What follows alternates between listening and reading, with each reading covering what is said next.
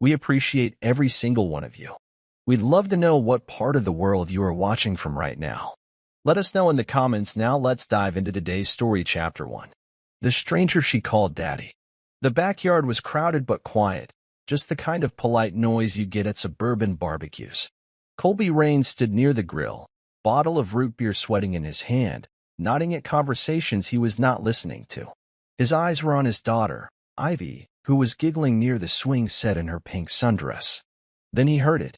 "Daddy, push me." The voice was Ivy's, but she was not looking at him. She was running towards someone else.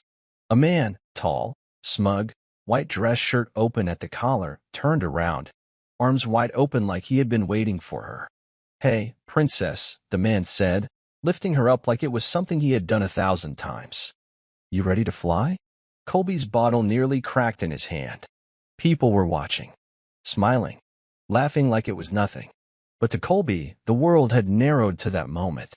Ivy had never called anyone else daddy. Ever. He walked over, slowly, each step heavier than the last. "Ivy," he said, steady but sharp. "What did you just call him?" The man turned to face him, still holding Ivy. Tessa, Colby's wife, appeared beside them, fake laugh ready. "Oh, it's just a game they play. He's been helping out while you were traveling." Colby's stare cut through her. "What's his name?" "Nolan," the man said, reaching out with a hand that Colby did not take. "Just a friend." Colby forced a smile. "Friend of who?" Nobody answered. In that moment, Colby did not know the truth. But his instincts, those finely honed, ex-CIA, battle-tested instincts, screamed it in his gut. Something was wrong. Deeply wrong. Ivy tugged on Nolan's sleeve. "Can we go back to the swings, Daddy?" That word again. Colby looked at his wife. Her eyes dropped. He knew what the next move was. And it would not be loud. It would be cold. Precise. Silent. Like every mission he had survived before. But this time, the enemy was home. How do you fight a war when the traitor sleeps in your bed? Before we move ahead, I just want to say, your support truly means everything. We're building something special here, and our next big goal is reaching 10,000 incredible subscribers. If you're feeling the emotions in these stories, imagine what's still to come. Subscribe now, be part of this amazing journey, and let's keep growing together. Your one click can make a real difference. Let's continue the story. Colby sat in the garage that night, the only light coming from the monitor in front of him. His hands moved like muscle memory, plugging in flash drives, decrypting messages, cross-referencing data. The tools of a past life. He had not touched any of this since he left the agency. He thought he was done with shadows. Clearly, he was wrong. The first thing he pulled was Tessa's cloud backup. Passwords were still the same. Most people never changed them. She had not expected a war. Colby found photos, cropped selfies with Nolan, timestamps that aligned with weekends she claimed to be visiting her sister in Asheville. Hotel receipts, GPS logs, voice memos.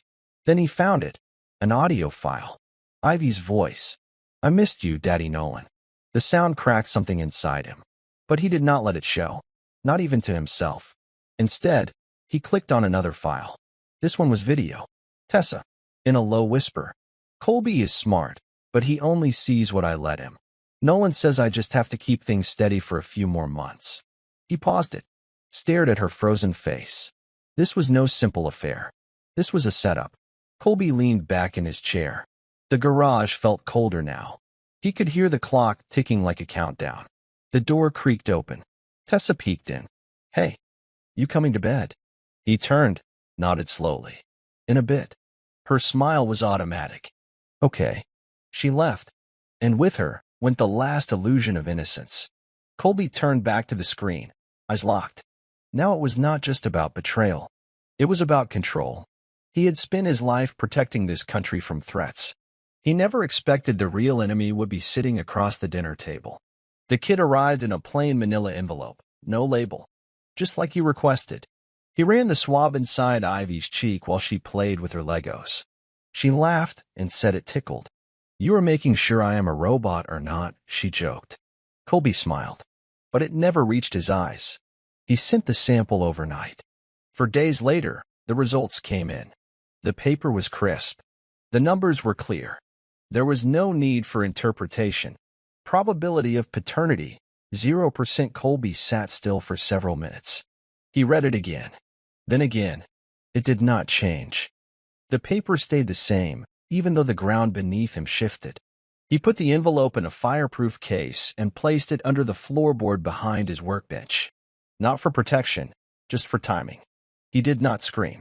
He did not cry. That would come later. Maybe. For now, he made lists.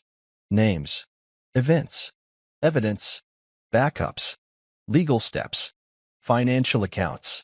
Surveillance logs. Contacts from the old life. He still had them. Everything would be used. But not all at once. This had to be careful. This had to be earned. He looked at Ivy through the window. She was in the yard, drawing in chalk. She would always be his daughter. No test would take that from him. But someone else had taken everything else. Now it was time to take it back, piece by piece. And when it was over, no one would look at Tessa or Nolan the same again. Not their friends. Not their family. Not the public. They thought the lie protected them. But the truth was already moving, and it would destroy everything in its path. Colby did not sleep that night. Not because of pain. Pain was familiar. It was the clarity that kept him awake. He was back in operational mode. That deep, steady part of his brain that once tracked warlords in Kabul, extracted data under threat of death, and hunted ghosts in foreign soil. That part was alive again. He pulled the old case from under the stairs. The one with no name tag. Inside, 2 hard drives, burner phones, a set of encrypted thumbsticks, and a sealed contact list. Old numbers. Trusted names. Colby sat down, opened the first drive. It still worked. Loaded fast. Inside were recovery tools, deep scrape software, and VPNs that ran like shadows through layers of fake identities. He slipped on his headset. Time to rebuild the war room. One by one, he cloned Tessa's devices. He unlocked her iCloud with a recovered password from an old password manager. Within minutes, years of private data opened like a confession. Messages, locations, payments, even voice searches. And then emails. Dozens of them. Some from Nolan. Some from third parties with real estate contracts Colby had never seen, but his signature was on them. Sloppy fakes.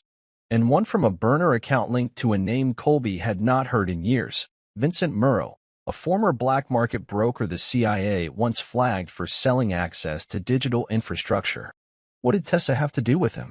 Colby's breathing slowed. His fingers stopped moving for a moment. He looked at the message again. Then again. The betrayal was bigger than he thought. This was no affair. This was infiltration. He stood, walked outside, and watched the sun rise over his quiet neighborhood. This world had no idea what was coming, and he would give them front row seats to the truth. Colby walked through the house like a stranger in his own life. He examined everything not for comfort, but for patterns. There were 3 wine glasses in the sink. He poured them out, one by one, slowly. Tessa was in the shower. Ivy was at school. This was the moment to dig deeper. He went to the office and opened the drawer she said she never used. Inside, documents. Property transfer papers with forged signatures, a power of attorney form with his name, dated 2 months ago. Real estate under his name. Debt he never agreed to. He scanned them, every page. One stuck out. A deal signed with Becker Holdings, LLC. Owner, Nolan Becker. It was a shell company. Colby opened a side terminal, looked up the registration address. It led to a strip mall. One of the addresses used in overseas laundering cases. He recognized the pattern. It was textbook money movement. A mix of fake consulting invoices, overinflated asset transfers, and tax-deductible donations through ghost charities. Tessa and Nolan were in deeper than he thought, and someone bigger was behind them. He remembered what Nolan said at the barbecue. Just a friend. Just a friend who had set up an identity laundering front. Colby checked his credit report. For open accounts he had never touched. One loan worth $110,000 filed under joint marital funds. It was a setup to tank him financially. They were building their escape while using his name to finance it. And the worst part? Legally, on paper, he was complicit. Unless he acted now. Not just to expose them, but to control the narrative before they destroyed his. That evening, Colby made dinner. He cooked her favorite, grilled salmon with lemon pepper crust, roasted garlic potatoes, steamed broccoli. He poured her wine. Poured one for himself, too. Acted like nothing was wrong. She smiled. Played the part. Wore the same perfume she used to wear in their first year of marriage. Cheap nostalgia. I feel like we have not had a dinner like this in forever, she said. He nodded. You are right. She kept talking. About Ivy. About work. About how Nolan had been such a help with the house when Colby traveled. He smiled at that. Yeah, he seems dependable. She flinched, barely. A small twitch near her mouth. That was confirmation. Colby reached for his wine but did not drink. Instead, he asked, Do you love him? Tessa froze. Excuse me. I asked a simple question. Colby, what are you talking about? Ivy called him Daddy, he said, staring at her now. At the barbecue. In front of everyone. Tessa opened her mouth. Closed it. Looked away. I think I deserve the truth, he said. She hesitated. Then shook her head. It is complicated. No, he said. It is actually not. You cheated. You used my name to sign contracts. You put me in debt. You taught my daughter to call another man dad. Silence. Then her voice cracked. You were never here, Colby. You were always somewhere else. He nodded. I was working. Protecting people. Building a life. You were gone, she snapped. You were never loyal, he said quietly. You were just waiting for a better exit. Tessa stood to leave. Sit down, he said. She froze. He slid a folder across the table. The top sheet, the DNA test. Her face went pale. This is not dinner, Colby said. This is the beginning of the end. Tessa stared at the folder like it was on fire. Her lips parted, but no sound came out. She tried to speak twice, but her breath caught both times. Colby sat perfectly still. His voice did not rise. Do you want to lie again? Or just admit it now? Colby, I was going to tell you. When? Before or after you drained the joint accounts and left me with your real estate fraud? Her shoulders tensed. I did not mean for it to get like this. Like what? A child that is not mine, a forged paper trail, and a man in my house acting like he owns it. She reached for the folder, but Colby pulled it back calmly. Read it, he said. Then look me in the eye and say nothing happened. Tessa's hands trembled as she pulled the test results from the folder. Her eyes scanned the page once, twice. She blinked rapidly, then rubbed at her temple like it might erase the truth. She is still your daughter, Colby. You raised her. She loves you. And you used that, he said coldly. You used me.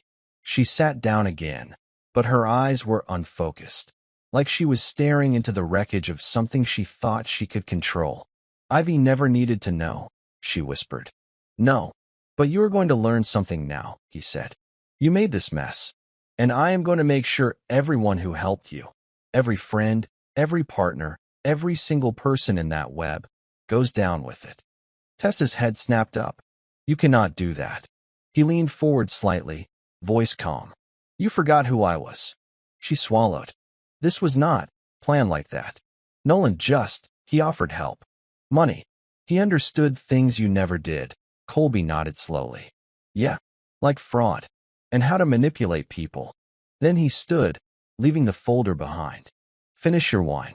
Tessa sat frozen, eyes glassy. Colby walked out into the hallway. His hands did not shake. The war had started. But this time, it was personal. 2 days later, Colby stood in front of the regional records office, dressed in neutral tones and sunglasses. Inside, the building was quiet, fluorescent lights flickering overhead, the hum of printers and clacking keyboards filling the air. He had an appointment under a different name, one he used back when covert work required more than a badge. A clerk, barely out of college, walked him through public real estate transfers. I need everything signed under this name in the past 18 months, Colby said, sliding a sticky note across the counter. The name, Colby J. Raines. Within 10 minutes, the young man returned with a USB drive. There are 17 properties, he said. Most recently, a duplex on Hoyt Street and a commercial building listed as a wellness center downtown. Colby nodded, pocketed the drive, and walked out without a word. Back home, he loaded the files. The signatures were their sloppy, scanned versions of his own, attached to contracts written in legalese he would never use. But it was the routing numbers that told the real story. The payments funneled through a single consulting firm, Silverhawk Development. He cross-checked the firm with Tessa's emails. 3 messages, 2 attachments, all linked to Nolan's LLC. Then he found it, a ledger file buried in an email draft folder. Not sent, not deleted. Hidden. It showed payments from Silverhawk to a private fund in the Caymans, plus kickbacks to J. Haskins, listed as a facilitator. That was not just a name. That was Congressman Jared Haskins, the man Colby once briefed on cyber threat mapping. The operation was national. Tessa was not just a cheater. She was a pawn in a laundering ring tied to government corruption. Colby stood up, shut the laptop, and drew the blackout curtains. He would need more than evidence now. He would need to collapse the system from the inside. Colby sat inside a dim, quiet diner on the edge of town. The kind of place where no one asked questions and the coffee never ran out. He sat in the back booth, facing the door. Old habits never die. 10 minutes passed before a man slid into the seat across from him. Older, gaunt, wearing a faded baseball cap and jacket zipped to the neck. Been a long time, the man said, sipping from the mug already in front of him. Thought you went civilian. I did, Colby replied. But now the civilian world has teeth. The man smirked. You said you had something worth coming out for. Colby slid the USB drive across the table. Real estate shell. International laundering. A sitting congressman. And a list of shell firms linking back to weapons data theft. The man raised an eyebrow. And you got all this from your wife cheating? Colby's eyes were steel. I got all this because she was sloppy. The man pocketed the drive. You want it cleaned or public? Both, Colby said. But on my timeline. The man chuckled. Still controlling the op. Some things never change. Colby sipped his coffee, watching the door. I am not here to play hero. I just want the cancer cut out. You planning to let the system handle it? Colby looked at him, dead calm. I plan to burn the system that let this happen. The man tapped the table twice and stood. Then you better move fast. Once this gets out, it will not stay quiet for long. As he left, Colby leaned back, the echo of the exit bell ringing in his ears. This was no longer just about a lie. It was about dismantling everything built on that lie. And he was just getting started. The next morning, Colby walked into a cozy downtown cafe, one of Tessa's favorites. The place smelled of burnt espresso and fresh croissants. It used to mean comfort. Now it smelled like betrayal. He spotted her best friend, Mara, sitting alone at a window table. Blonde hair tied back, sunglasses on the table, sipping from a lavender latte. She had no idea he was coming. Colby approached casually. Morning, Mara. She looked up, startled, then forced a quick smile. Colby, this is a surprise. Is it? He said, sitting across from her without asking. Because I am starting to think a lot of things are not surprises anymore. Her smile faded. What do you mean? He leaned in slightly. You were there, Mara. I know. You booked the Airbnb for them. You forwarded the fake invoices. You even covered for her when she said she was at your place in Asheville. Her face hardened. I was just trying to help a friend. No, Colby said. You were helping her commit fraud. You were helping her lie to a man raising a daughter that was never his. Mara looked away. I did not know it would get this deep. Yes, you did, Colby snapped, voice low but cutting.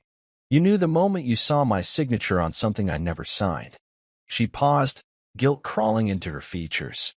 What are you going to do? Colby reached into his coat, pulled out a flash drive. He slid it across the table. You are going to walk into Nolan's brokerage office and plug this into their admin system.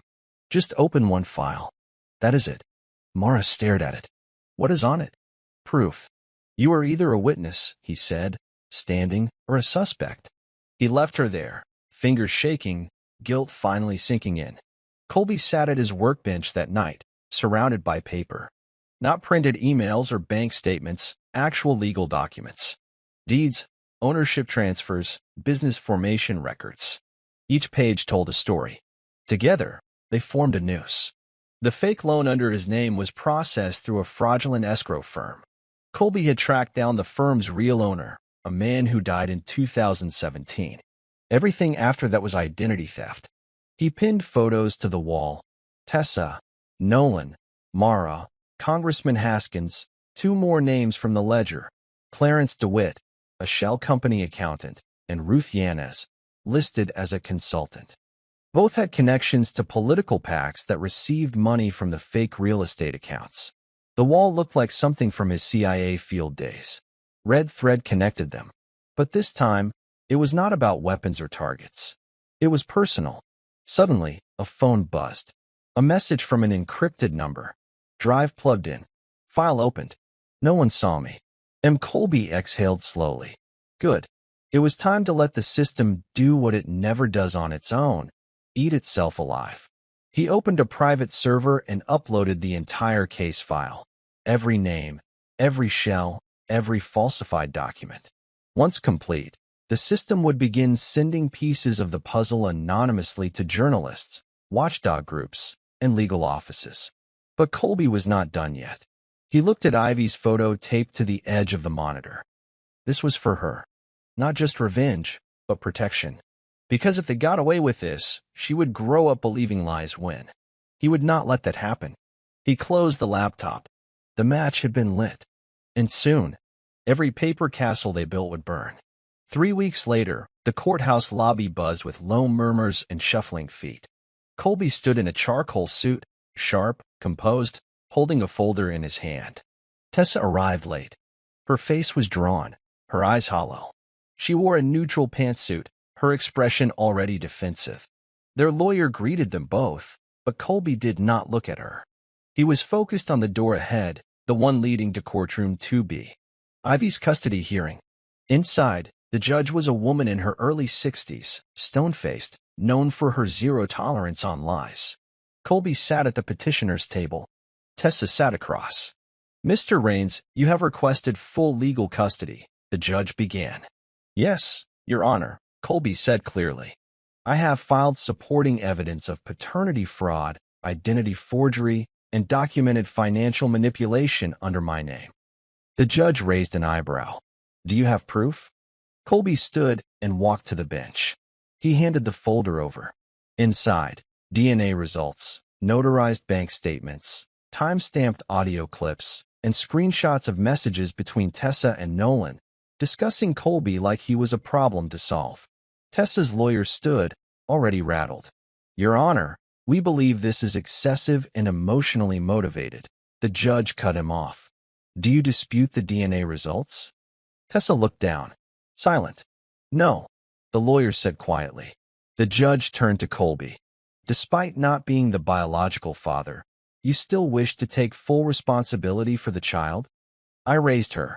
She knows me as her father, and I will never be anything less. The courtroom was quiet. The judge nodded slowly. I will review this thoroughly, but based on what I have seen, this is no longer a matter of custody. It is a matter of justice. Colby sat back down. He had not won yet, but the walls were closing in, and Tessa felt every inch of it. It happened on a Sunday. Nolan and Tessa were seated at an upscale brunch spot, laughing with a few close friends, people who once saw them as a power couple. Tessa's eyes flicked to her phone, checking for messages. Then it rang. She answered, casually at first, but her smile dropped fast. Her face drained of color. Excuse me, she asked, voice tight. Nolan leaned over, whispering, What is going on? She stood up slowly, covering the phone's mic. Our joint accounts, they are frozen. Nolan stared at her. All of them? Tessa nodded. Before he could react, his own phone buzzed. Then again, and again. He fumbled with it, text after text. Alerts. Flags. The brokerage accounts were flagged for fraud investigation. The bank called twice. He ignored it. Someone reported us, he said, voice flat.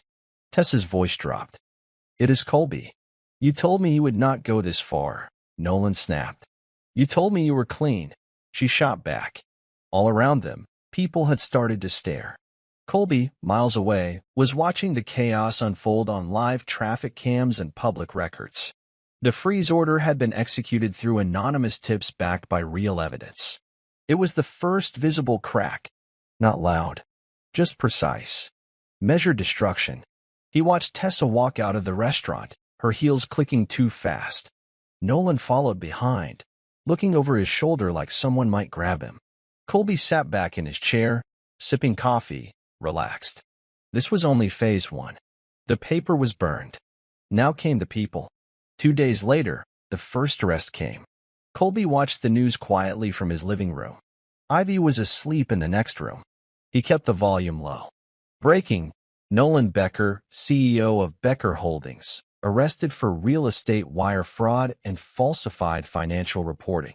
The footage showed Nolan being let out in handcuffs, face stiff, jaw clenched. Reporters swarmed the scene, shouting questions. His lawyer pushed them back with a coat. Colby muted the TV and let the silence speak louder. What the media did not know, yet, was that the arrest was triggered by a single file placed on the firm's main system, the one Mara had uploaded. It contained not just false invoices, but signed emails between Nolan and PAC donors discussing how to sanitize political contributions. That was the thread Colby needed to pull. Congressman Haskins had not shown up in public in 4 days. The walls were folding in on him, too. Colby opened his encrypted laptop and sent another bundle. Documents, payment trails, and chat logs directly to a journalist he had worked with during his CIA years, someone who knew how to handle dangerous stories. He included no personal identifiers. Just the message: start with Silverhawk Development, follow the trail, and protect the child's name. Then he shut the laptop. There was no need for grand speeches. Colby was not trying to be a hero. He was cleaning up what they tried to bury him under. And Nolan's arrest was just the first domino. Colby walked into courtroom 2B again. This time, it was not just a custody hearing. It was a continuation. The judge had reviewed the evidence. But now, Tessa was being called to respond directly to what had surfaced in the media. She looked fragile now. Hair pulled back too tightly. Makeup could not hide the sleeplessness in her face. Her lawyer looked more like a damage control officer than legal counsel. Colby handed the judge a flash drive. "I would like to submit this recording," he said. The judge raised an eyebrow. "What does it contain?" Colby stood straight. "An audio file. Ivy calling another man daddy, followed by a private recording. Tessa admitting to using me for financial leverage." The judge played the file. The courtroom was silent except for Ivy's innocent voice. "I missed you, Daddy Nolan." Then came Tessa's whisper. "Colby is smart, but he only sees what I let him." It played twice. The judge let it hang in the air. Tessa's face cracked for the first time. Her hands clenched. She said nothing. The judge leaned forward. "Mrs. Raines, do you wish to contest the file's authenticity?" Her lawyer stood, voice weak. "No, Your Honor." The judge nodded slowly. "Then let me be very clear. Custody is not simply about biology. It is about stability, consistency, and truth. And only one parent in this room has demonstrated all three." She turned to Colby. "You are hereby granted full legal custody. Tessa Raines, your visitation will be reviewed after the criminal proceedings." Tessa's mouth opened, but no words came. Colby stood, nodded once. Justice was not loud, but it was final. The fallout hit faster than anyone expected. After the court granted Colby full custody, local reporters picked up the story, not the full operation, not yet. Just the personal scandal, DNA fraud, child identity questions, asset manipulation, a public arrest. The headlines ran with it. Local CEO arrested in real estate fraud. Ex-CIA operative wins sole custody in DNA scandal. Colby hated the attention, but it worked in his favor. The school called him in the next day. Ivy's teacher, Miss Kelly, sat across from him with a forced smile. "I wanted to check in," she said gently. "Ivy has been confused lately." "She said she has 2 dads," Colby said, not flinching. Miss Kelly looked uncomfortable. "Some of the kids heard. Parents have questions." There's talk around the other man, Nolan Becker. Colby cut in, calm but firm. He is not her father. Not legally. Not biologically. Not emotionally. The teacher nodded quickly. Of course. I just thought. You do not need to worry, he said. Ivy will be fine. I just need you to teach her, not define her. As he left, Ivy ran up the hallway, backpack bouncing. Dad. She hugged his leg tight. He picked her up with a soft smile. You ready to go home? She nodded against his shoulder. Do I still have two dads? He took a long breath. No, you just have one. And I am never leaving. She smiled. That was all the confirmation he needed. Truth had weight, but so did love. And Colby planned to protect both, with everything he had left. Colby sat across from Darren Langley, a man who once stood next to him at his wedding. They were in a small conference room, booked under Colby's alias, empty except for a laptop and 2 cups of untouched coffee. You knew, Colby said, staring through him. About the signatures. The loan. You helped them get it pushed through. Darren squirmed in his seat. It was not like that. Yes, it was, Colby said. You work in mortgage approvals. Tessa could not have done it without someone inside. Darren swallowed hard. She said it was for your investment, that you were traveling and wanted to fast-track it. And you did not verify? Colby leaned in. You approved over $400,000 under my name without hearing my voice. Darren rubbed his forehead. Man, I am sorry. I messed up. No, Colby said. You chose a side. There was silence, thick and sharp. Colby slid a document across the table. This is a statement you are going to sign. It names the bank contacts, the timestamps, the application route. You are going to turn state witness before the feds rope you in with Nolan. Darren paled. You are threatening me? No, Colby said calmly. I am offering you a lighter way down. Darren stared at the document. His hands were shaking. You will still lose your job, Colby added. But maybe not your freedom. Darren sighed, reached for the pen. Colby stood. And Darren, yeah, next time you stand by a man at his wedding, mean it. He walked out without another word. Another weak link broken. Another step closer to the core. By the end of the week, Colby's evidence had reached every corner he aimed for. 3 executives from Nolan's former firm had resigned quietly under pressure. 2 banks had opened internal investigations. And Congressman Haskins? He was missing. The media suspected a medical leave. But Colby knew better. He had not just disappeared, he was running. Colby used an old contact in Panama to track financial movement. One flagged transaction led to a luxury condo in Belize. He sent a burner message to the FBI's Financial Crimes Unit with a full tip sheet. There would be no hiding behind politics now. But as he crossed names off his list, one name still lingered. Tessa. She had not been arrested. Not yet. But the IRS had frozen her assets.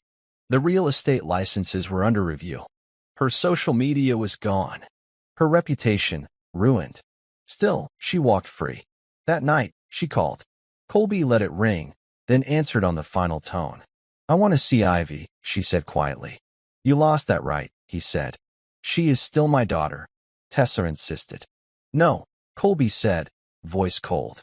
She was. And maybe one day, when she understands everything, you can ask her forgiveness. But not now. You are turning her against me. No, he said. You did that the second you made her lie. Silence. Then Tessa's voice broke. Are you going to ruin me completely? Colby's answer came slow and firm. I am not ruining you, Tessa. You did that yourself. I am just making sure you face it. He ended the call. This was not the end. But she finally knew it was coming. The building sat on the corner of Ashby and 4th, marketed as a wellness center, but Colby knew better. He had walked past it 3 times that morning, checking angles, watching for traffic. From the outside, it looked like a yoga studio. Inside, it was listed as the headquarters of Silverhawk Development, the very company laundering funds through Shell Investments. Colby wore a baseball cap low, sunglasses on. Just another face in the city. He stepped inside calmly, holding a small case under his arm. A woman at the front desk smiled without looking up. Welcome to Silverhawk Wellness. Do you have an appointment? He placed a business card on the desk. It had no name, just a scannable code. She scanned it, and her expression changed fast. Please wait here. Someone will be right with you." He sat on a leather chair, glanced around. Everything in the room was too clean, too unused. It was a front, no doubt. Two men emerged from a hallway, dressed in plain slacks and button-downs. "Sir, we will need to ask you a few questions." Colby stood. "Then let us start with one of mine." He opened the case and slid out 3 binders, paper copies of bank wires, false invoices, and employee logs linking Silverhawk to PAC donations and foreign business accounts. The documents were marked with "Prepared for Review, Federal Crime Unit." The taller man paled. Colby looked him dead in the eye. "This is not a negotiation. You have 48 hours to cooperate or your entire staff will be in cuffs before Friday." The second man tried to play cool. "And if we walk away now?" Colby smiled. "Then I release every file to the press. And your names go down with the rest." He turned and walked out, not waiting for their answer. Sometimes, truth was not about loud explosions. Sometimes it was about leaving the right bomb behind and walking away. She answered on the second knock. Ruth Yanez, mid-40s, polished, calm. The kind of woman who could smile while setting fires behind the scenes. Colby stood in her doorway with no smile at all. "You should not be here," she said, as darting down the hallway. "I am already in your doorway," Colby replied. "So we are past that." He stepped inside. She did not stop him. Ruth walked to the kitchen. "Coffee?" "No, just names." She turned sharply. "You think you scare me, Colby? I have sat across from men far more dangerous than you." He nodded. "And that is why you know this is real." He placed a small photo envelope on the table. Inside, a printed snapshot of her meeting with Congressman Haskins 3 months ago, along with a typed note summarizing a cash transfer of $85,000. Her hand trembled, just for a second. "I am not here for a confession," he said. "I am here for leverage. You tell me who ran point between Nolan and Haskins, and I will make sure your name does not show up in the first round of indictments." Ruth sat down slowly. "Clarence DeWitt," she whispered. "He brokered the code sale, used Haskins' connections to get federal contracts under shell entities. I just moved money around. That is all I ever did." Colby's voice was sharp.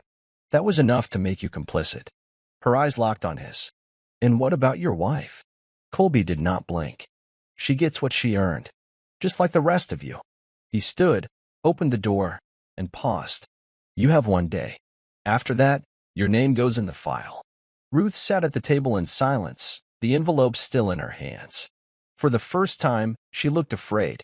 The next morning, Colby met Detective Lorna Griggs, a Fed-level investigator with eyes that missed nothing. They stood on a rooftop parking lot under gray skies, the city buzzing far below. She held the thick folder he had delivered anonymously the week before. "You really did your homework," she said, flipping through photos, wire maps, and notarized letters. "This is not just domestic fraud. This is high-level international laundering. And it all ties back to political funding, real estate, and stolen software," Colby said. Lorna eyed him. "And you are sure you do not want credit?" "I do not need credit," he said. "I need results." She nodded. "Haskins is done. DeWitt is being tracked. Yanez, well, she is cracking." Colby folded his arms. "She should." Lorna closed the file. "I have to ask, what happens when this ends? What are you going to do once they are gone?" Colby looked out over the skyline. "Raise my daughter. Sleep without looking over my shoulder. Maybe build something honest." She smirked. "You are not that clean, Rains." "No," he agreed. "But I am cleaner than them." Lorna slid the file into her case. "You have given us the fire. We will burn the rest." She turned to leave. Colby stopped her. "And Tessa?" Lorna hesitated. "She has not been charged. Yet. But if the right testimony comes through, her name is not staying off the board." Colby nodded once. "Do what you have to." She walked away, heels clicking. Colby stood alone, wind brushing his jacket. There was no explosion, no gunfight, no screaming. But something had shifted. The silence was not empty. It was the sound of an empire starting to fall. Colby sat in the dim light of his garage turn command center, eyes locked on a blinking icon. A new message had arrived. Encrypted. Untraceable. Sent to one of his old burner accounts. He clicked it open. Subject line. You missed one.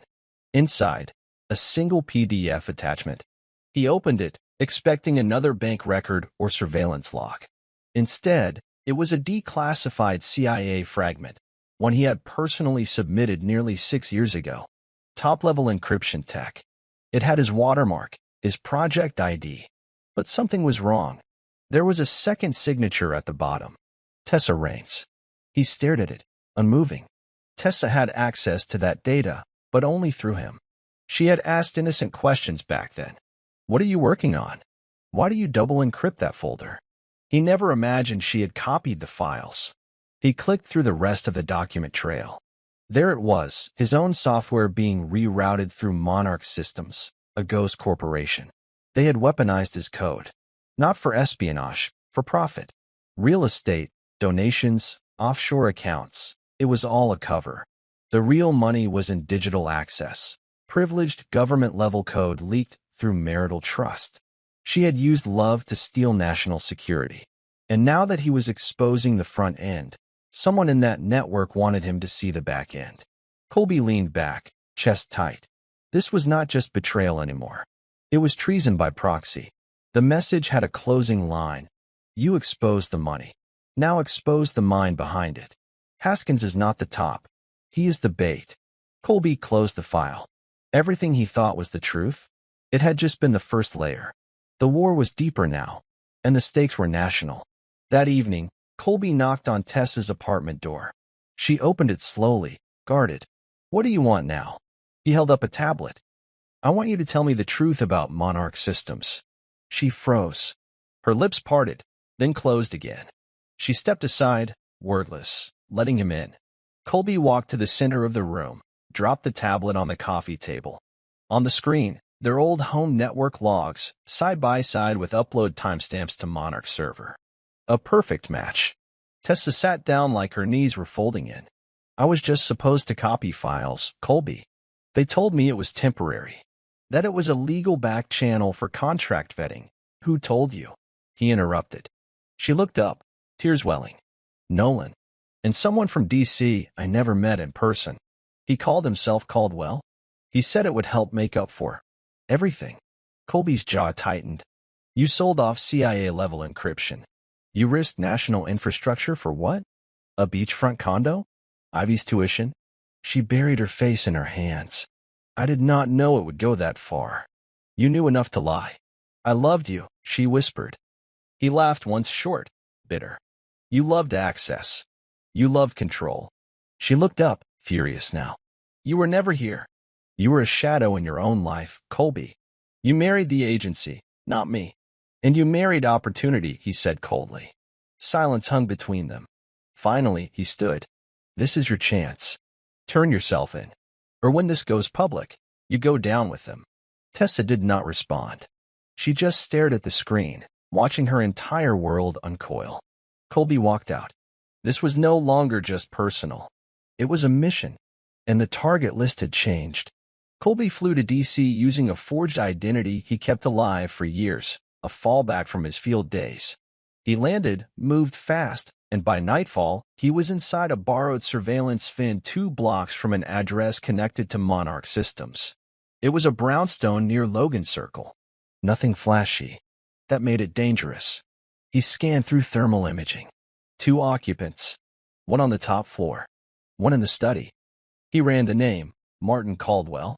No government position. No real records.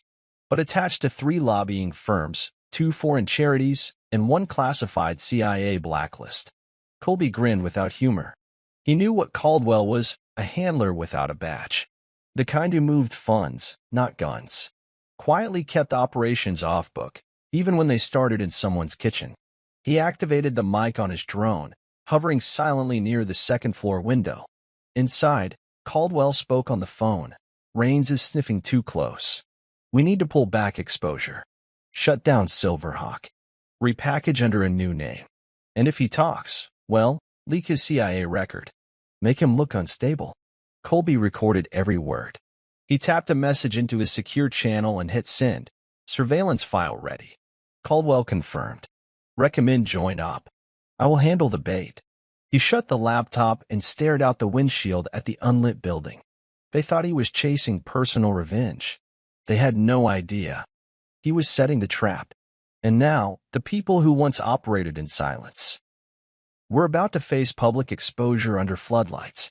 The letter arrived in a clean white envelope, delivered by hand, no postage, no return address.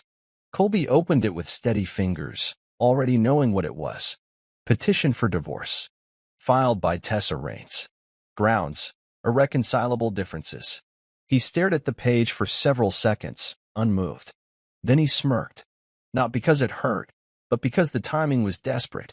She was trying to pivot, play the victim, create distance from the case and paint herself as the one who walked away. Smart move, if it had come 6 months earlier. He walked straight into his lawyer's office that afternoon. She filed for divorce, the attorney said, flipping through the documents. That is bold, considering what she is facing. Colby handed over a USB. Counter everything. File the motion to freeze any remaining marital assets. This is not a settlement. This is defense. The lawyer raised an eyebrow.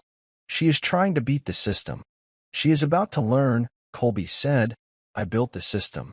Within 48 hours, her petition was rejected due to open criminal investigations. Tessa received the news alone in her apartment. And for the first time, she realized she was not the one in control anymore. Colby found the journal buried deep in the metadata of a secured Monarch folder. It was not labeled, not encrypted like the rest. Just a series of voice memos. He played the first one through his earpiece while driving back to Virginia. Tessa's voice filled the car. He never checks anything. I can leave the flash drive out in the open, and he still will not look. All he cares about is his job. His silence. That is how I got in. Colby's knuckles tightened around the wheel. She had been narrating her steps like a project. He played the next. Nolan said if I can just get 3 more files, the sale goes through. Then we are out. New names. New lives. Colby never has to know. And another. Sometimes, I still think about what it would be like if he saw me. Not just with his eyes, but for who I really am. I do not think he ever did. That is why this is so easy. Colby stopped the recording. This was not a confession. It was a diary. Proof of planning. Proof of intent. And proof that Tessa had been in deeper than she ever admitted. He uploaded the full audio log to a secure server, timestamped, authenticated. It would be part of the final strike. This was not just personal betrayal anymore. This was evidence. The media frenzy began with a single tweet. A verified reporter posted, multiple shell companies tied to Silverhawk development collapse overnight. FBI raid confirmed. Arrests pending.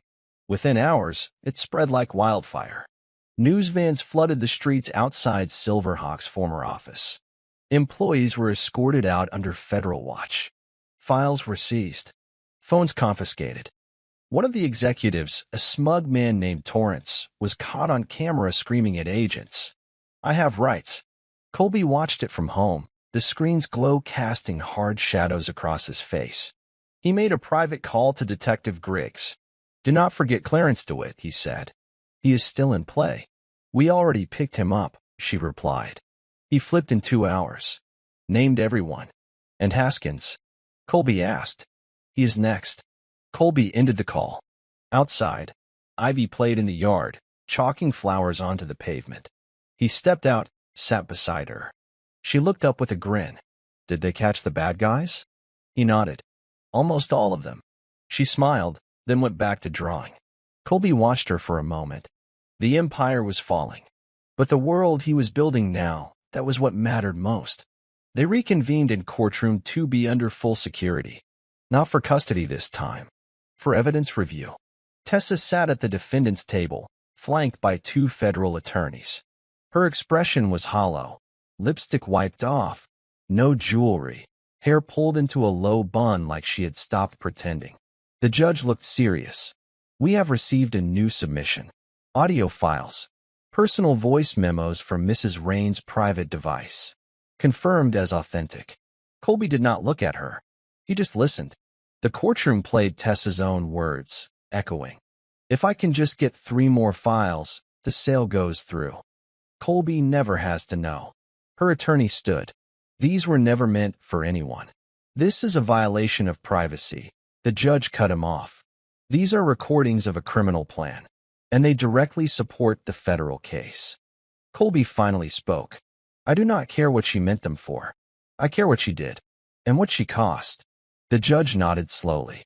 Given the evidence, this court formally supports all pending charges. Mrs. Rain's visitation rights remain revoked pending final criminal trial. Tessa tried to speak, but nothing came. She sat back, trembling. Colby stood, walked out calmly. In war, the final blow is not always the loudest. Sometimes, it is the moment the enemy realizes they already lost. The press conference was supposed to be routine, another smiling speech in a blue tie, standing on a podium backed by flags and friendly faces. Cameras were rolling. Reporters filled the room. Then the second row received a mass email. No subject line, no name, just a file titled, Campaign Funding Internal Wire Locks. It hit every inbox at once. Within seconds, whispers rippled across the room. Phones lit up.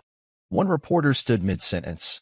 Another read the file out loud, numbers, names, donation sources from shell companies, all tied directly to Congressman Jared Haskins.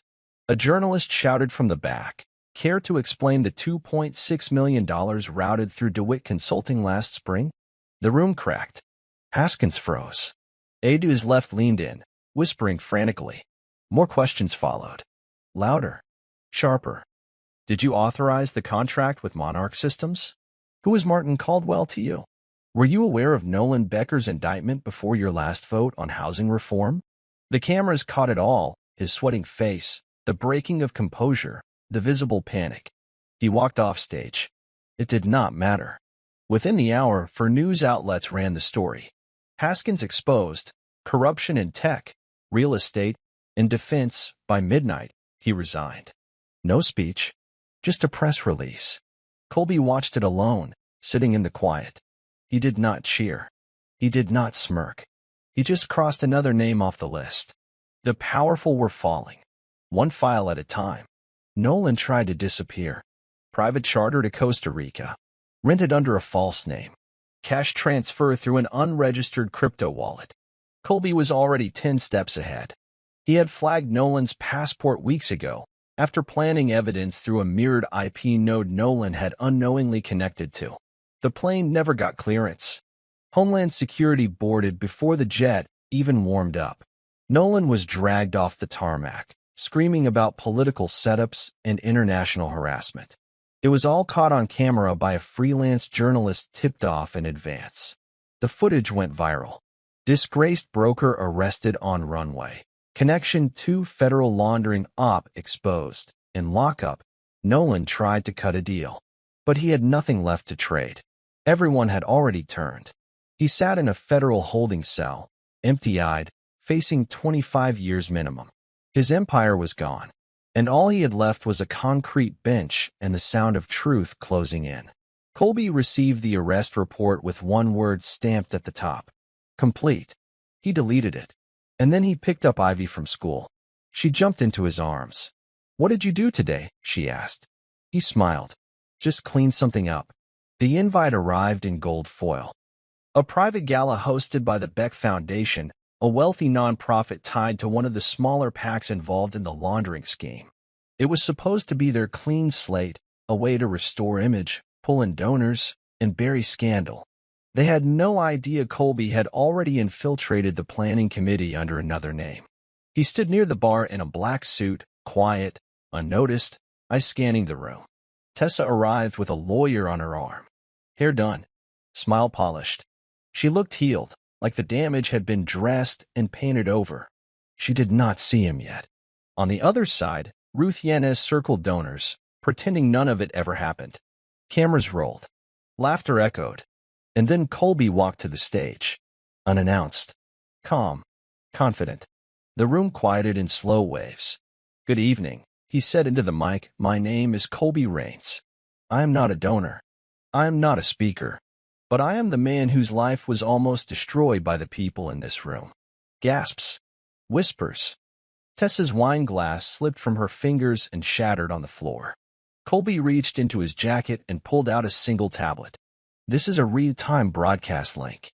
The file on it includes bank statements, legal filings, audio evidence, and video of private confessions, all authenticated. All now live. He tapped the screen. The room's massive projector flipped from sponsor logos to confidential documents. One by one, name by name, every guest stared at their own sins being aired.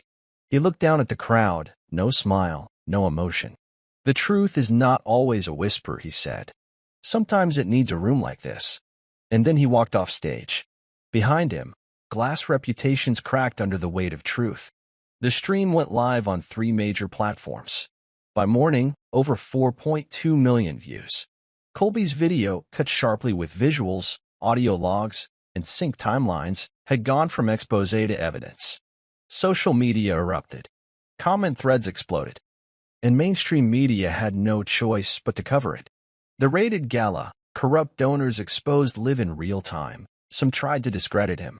But the evidence was too clean, too complete. No speculation, just truth. Ruth Yanez issued a statement through tears. I had no idea the extent. It was a lie. Everyone knew it. Donors dropped the Beck Foundation overnight. Corporate sponsors vanished. Investigations opened across 3 states. And Tessa? She became the face of betrayal, not just in marriage, but in national security. Colby never said another word publicly. He let the story speak for itself. Let the world see what happens when you betray the wrong man, when you confuse kindness for blindness. By the end of the week, Colby was done testifying. His silence was not weakness. It was closure. And for the ones who thought they had buried him, he had just turned their spotlight into a mirror. Colby walked past the shattered glasses and stunned donors, his footsteps echoing down the silent hallway of the venue. Security did not stop him. They recognized the man who had just made half the city untouchable. Outside, the cold air bit into his face. Paparazzi were still waiting by the exit, but not for him. Their eyes were on the people behind him, the ones who once smiled for headlines, now ducking behind coats and tinted cars. Colby kept walking. He did not need applause. He had not done this for attention, and he sure as hell had not done it for redemption. He had done it because it was right. Behind him, chaos bloomed. Investigations reopened. A senator was subpoenaed. Ruth Yanez disappeared off social media. Tessa was placed under federal restriction. Nolan's plea deal was denied. In the world, it finally saw. But Colby, he went home. He walked into his quiet house, Ivy asleep on the couch with a half-drawn picture in her lap. He tucked her in, brushed a lock of hair from her forehead, and stood in silence. No one cheered. No music swelled. But for the first time in years, Colby exhaled without tension in his chest. Sometimes, the loudest justice is silence. 3 days later, the final warrants dropped. Colby received the notification through an anonymous email. Operation Monarch officially dismantled. Caldwell had vanished, likely overseas, but his bank accounts were frozen, assets seized, aliases flagged. He would not move freely again. The Justice Department released a rare public statement. Through coordinated internal whistleblowing, the system corrected itself, and it will remain under watch. They never named Colby, never credited him. That was fine. Detective Griggs called one last time. We got him. You did it. No, Colby said. You did. I just handed you the truth. She laughed. You ever think of consulting? He smiled faintly. I think I am done with shadows. He ended the call and stepped outside. The sky was gray, but it did not feel heavy anymore. Not like it used to. For once, the storm had passed, and he had lived through it. Tessa's face was everywhere. Talk shows. Clickbait thumbnails. Reddit threads with titles like, CIA's baby mama gets burned, calls another man dad, loses it all, wife's affair exposes government secrets. Karma delivered in HD. Her job was long gone. Her degree revoked after the university found discrepancies in her financial aid documents, fake claims Nolan helped her file years ago. Even her family stepped away quietly, no public defense. They knew better than to fight truth. She tried to release a statement. A video, tearful, scripted. I made mistakes. I was manipulated, but the world did not want it. They had already picked their sides, and Colby never needed to say a word. He had made her face herself. No yelling, no smear campaign, just truth, delivered clean, and without mercy. It was quiet in courtroom 3C. No cameras, no press, just Colby, Ivy, the judge, and a file folder thick with signatures. This was not about custody anymore. That had been settled. This was about name. The judge looked over her glasses at Colby. You are requesting full legal name change of the minor. From Ivy Grace Rains to Ivy Grace Rains Rains.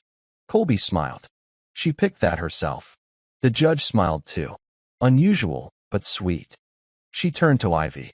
Is that what you want, young lady? Ivy, legs swinging from the chair, nodded. He is my only dad. Colby's throat tightened. The judge tapped her gavel once. Approved. Papers were signed. The seal was placed. Colby stood, holding Ivy's hand as they walked out of the courtroom.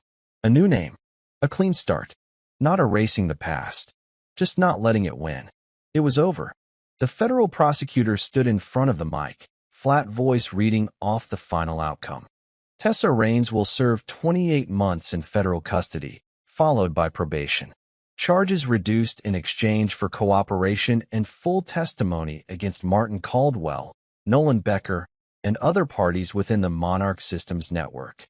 Colby watched it all from home. He did not flinch. Ivy was in the next room drawing flowers again. They had offered Tessa 5 years. She gave them something better, documents hidden in old accounts, messages buried in draft folders, and one hand-signed note from Caldwell himself. Her plea deal had value, but it did not change the past. Colby visited her once. She looked different. No makeup, dull jumpsuit. Tired. He stood on one side of the glass. She picked up the phone first. I am sorry, she said. He stayed silent. She continued, voice low. I did not know who I was anymore. I thought I was surviving, but I was just lying. Colby finally spoke. Ivy is safe. She still has nightmares sometimes, but she is healing. Tessa nodded. Will you tell her I miss her? No, Colby said. When you are ready, you can tell her yourself. He hung up and walked away before she could answer. Forgiveness was not owed. It was earned. In his garage, Colby pulled out the last encrypted hard drive from the old life. The one that held the original version of the software stolen through Monarch. He had rewritten it completely, scrubbed it clean of tracking, spyware, backdoors. Rebuilt it with open-source walls and digital transparency tools. This time, he would not sell it. He uploaded the full package to a public server under a new name. GhostLock, free citizen encryption. Within 2 weeks, it hit tech forums like wildfire. Journalists picked it up. Cyber activists called it a game changer.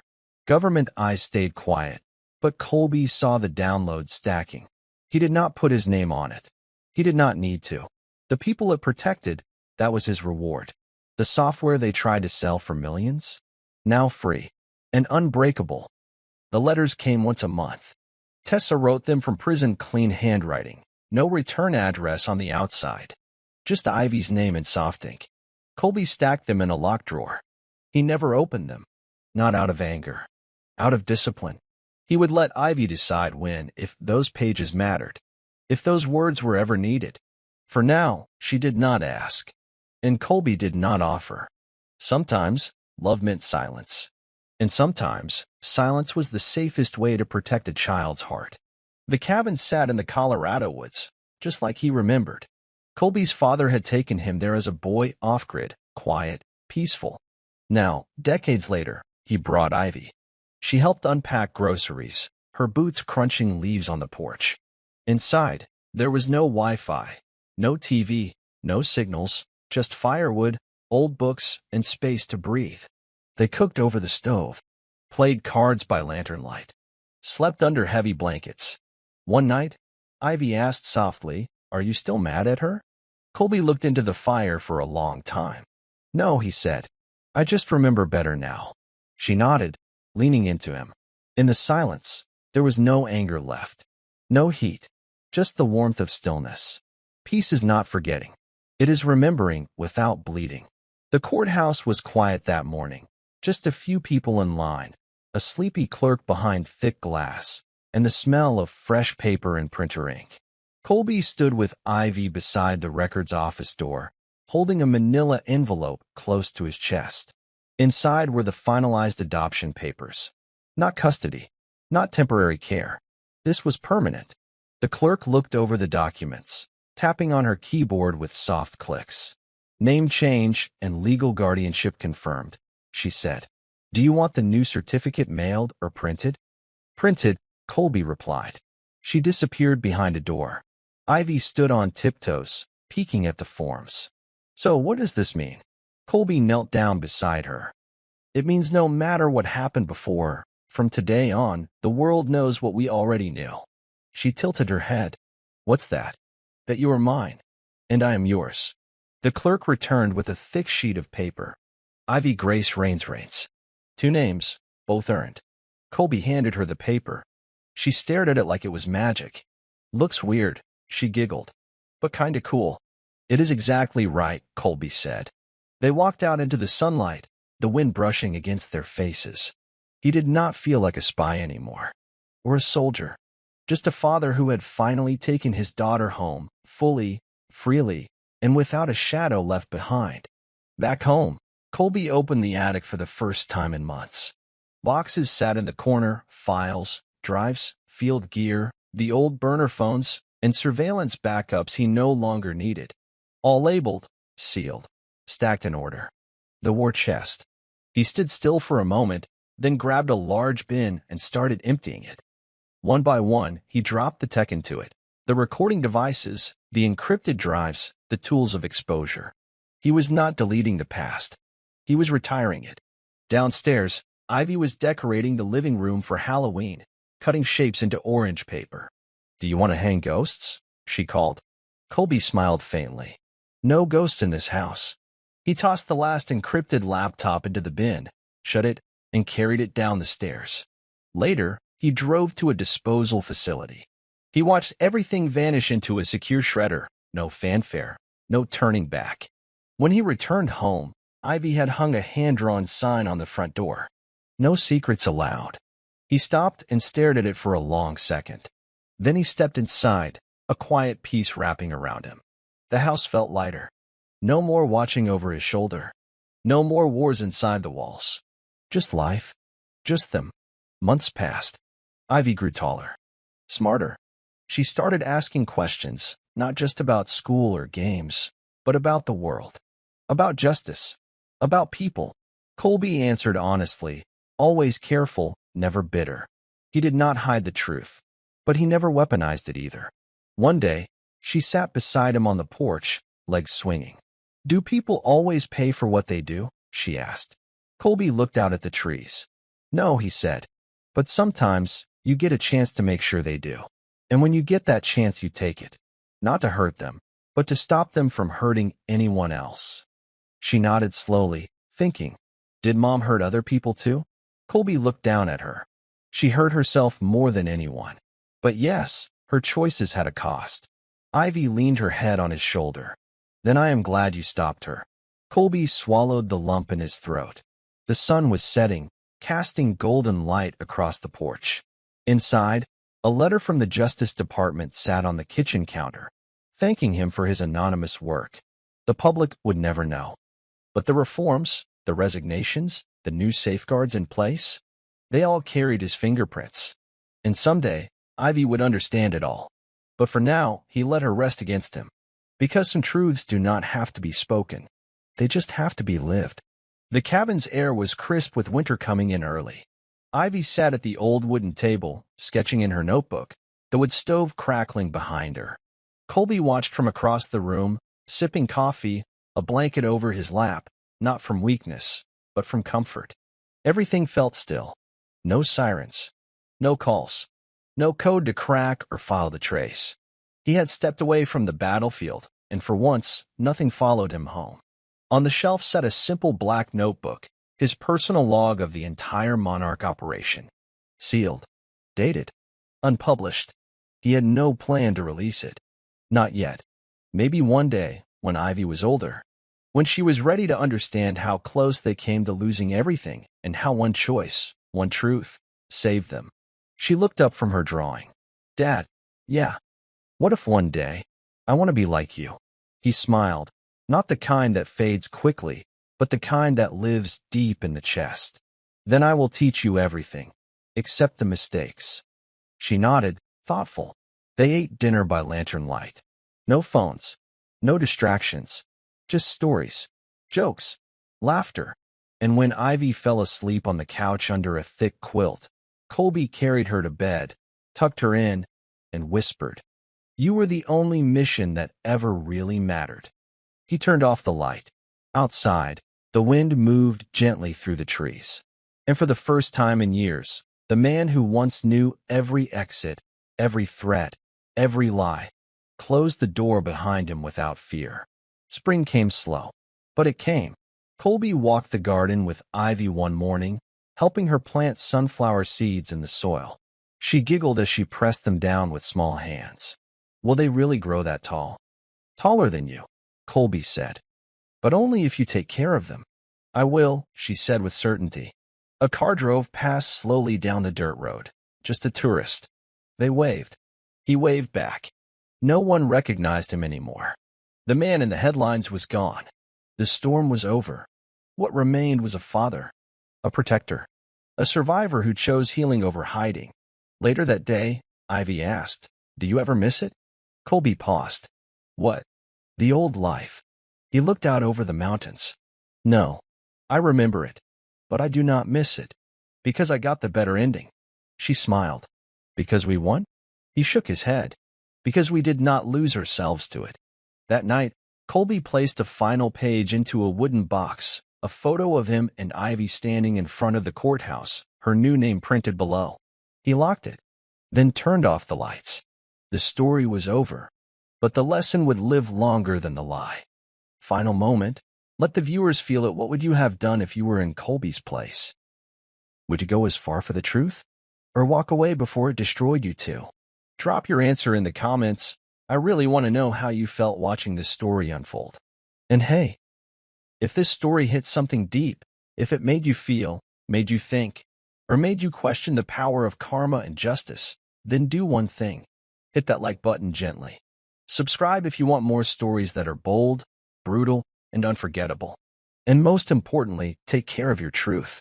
We'll meet again in the next thriller, the next revenge, the next reckoning. Until then, stay sharp, stay human. Take care.